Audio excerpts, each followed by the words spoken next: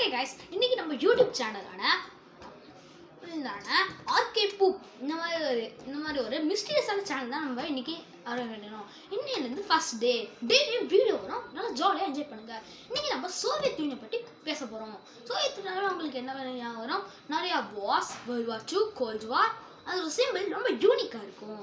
அதாவது ஒரு ஒரு துண்டையும் ஒரு சுத்தியில நடுவில் வச்சா அந்த சிம்பிள் தான் சோவியத் யூனியன் கிடைக்கும். சோவியத் யூனியன்ல நிறைய ஆட்சியாளர்கள் வந்திருக்காங்க. உதாரணத்துக்கு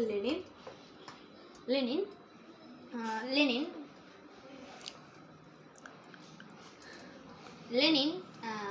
ஸ்டாலின், புட்டின், டெமாட்ஸ்கே, இந்த மாதிரி நிறைய அரசியல்வாதி, அப்புறம் நிறைய வார் பீப்புள்ஸ் சோவியத் யூனியன்ல இருந்திருக்காங்க. இந்த சோவியத் யூனியன் ஸ்டார்ட் பண்ணது 1920, அதாவது ஹிட்லர் ஆட்சிக்கு முடியறதுக்கு கொஞ்சம் வருஷத்துக்கு முன்னாடி ஸ்டார்ட் பண்ணியிருக்காங்க. இந்த சோவியத் யூனியன் வந்து நம்ம என்ன சொல்றோம்னா ரொம்ப யூனிக்கானது இருக்கனால மொத்த ரஷ்யா, அதாவது உலகத்தில் இருக்க பாதி கண்ட்ரி இந்த கண்ட்ரி ஆக்குபை பண்ணிக்கிட்டு ஒரு பெரிய கண்ட்ரியாக இருந்துச்சு.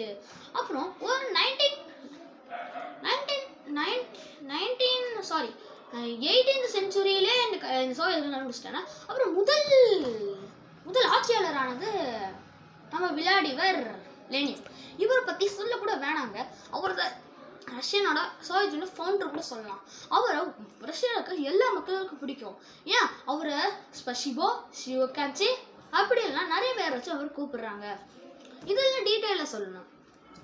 நீங்கள் அதுக்கு டாக்குமெண்ட்ரியில் போய் சர்ச் பண்ணனா தனியாக லெனினை பற்றி ஒரு வீடியோ போட்டிருப்பேன். அதை பற்றி பார்த்துட்டு சப்ஸ்கிரைப் பண்ணுங்கள். ஓகே, இப்போ நம்ம ஸ்ட்ரெயிட்டாக வரலாம். இவர் வந்து என்ன பண்ணியிருக்காருன்னா, ஜெர்மனி ஆட்சியாளருக்கு 1911 அப்போ ஜெர்மனிக்குள்ளே போயிருக்காரு.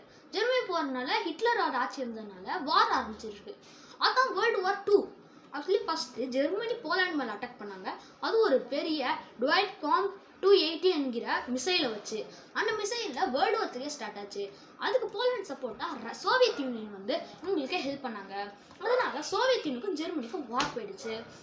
இந்த நாட்டில் அந்த ஆட்சியாளர் இருந்த ஹிட்லர் கிட்ட நிறைய வெப்பன்ஸ் இருந்ததுனால அவர் வந்து டேரக்டாக ரஷ்யா கிட்ட பார்டரில் இருந்தார். அந்த ரஷ்யாவுக்கு ஒரு அட்வான்டேஜ், ஏன்னா அவங்களுக்கு அங்கே குளிர் பிரதேசம், அதாவது வின்டர் சீசன். அதனால ஈஸியாக ஜெர்மனி சோல்ஜர்ஸ் அட்டாக் பண்ணிடுறாங்க. அதாவது ஃப்ரான்ஸ், இங்கிலாந்து அந்த மாதிரி எல்லாம் சப்போர்ட் பண்ணிச்சு. அதனால ஈஸியாக ரிலீஸ் பண்ணி சோவியத் யூனியன் அவங்கள முதல் வெற்றியை பெற்றாங்க. அப்புறம் 1924 அந்த காலகட்டம் வந்தால் லெனின் இறந்து போயிட்டாரு. அவர் வந்து எப்படி இருந்தாருன்னா இயற்கை மரணம் தான். அதனால அங்கே இருக்க ரஷ்யன் மக்களுக்கு இவர் பிரிஞ்சு இருக்க முடியுதுனால ஸ்போர்ட்ஸ் ஸ்கொயர் என்கிற மியூசியத்தில் அவரோட உடம்பை இன்னும் கெமிக்கல் வச்சு பாதுகாத்துட்டு இருக்காங்க. கிட்டத்தட்ட 50 வருஷம் தாண்டினாலும் அந்த உடம்பு மக்காம இன்னும் இருக்குது.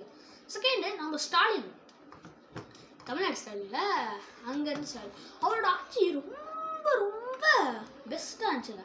அதாவது நெக்ஸ்ட்டு அவங்களுக்கு சோகத்தை கொடுக்காம ஹாப்பி கொடுக்குற மாதிரி நிறையா நன்மைகள் பண்ணார். சரி, அதெல்லாம் விட்டுட்டு இன்னொரு டாக்குமெண்ட் பார்ப்போம். இப்போ கடைசியில் புட்டின் இப்போ வந்திருக்காரு. இப்போது இந்தியாவும் ரஷ்யாவும் ஒரு புது மிசைல் கண்டுபிடிச்சாங்க. அதான் பிரம்மோஸ். அதோட ஸ்பெஷாலிட்டி என்னதுன்னா, ஒரு மிசைலை 63,000 km/h தாக்கிடும். அதாவது லைட்டை விட கொஞ்சம் அதிகமாக இருக்குது அந்த பிரம்மோஸ் ஏவுகணை. அதாவது சோவியத் யூனியன் நிறைய ரிசர்ச் பண்ணியிருக்காங்க. அதில் முக்கியமான ரிசர்ச்னா, அதாவது ஒரு நாயை ஸ்பேஸ்க்கு அனுப்பியிருக்காங்க. அந்த நாய் ஸ்பேஸுக்கு போகிறதுக்கு முன்னாடி அந்த ராக்கெட் வெடிச்சு விழுந்துருக்கு. அந்த நாய்க்கு ஒரு சிலையும் வச்சுருக்காங்க. இந்த மாதிரி நிறையா ரிசர்ச்சர்ஸ் சோவியத் யூனியன் பண்ணி வச்சுருக்காங்க. அதுக்கு ஒரு டாக்குமெண்ட்ரி போடுறேன். சப்ஸ்கிரைப் பண்ணால் வணக்கம். ஓகே.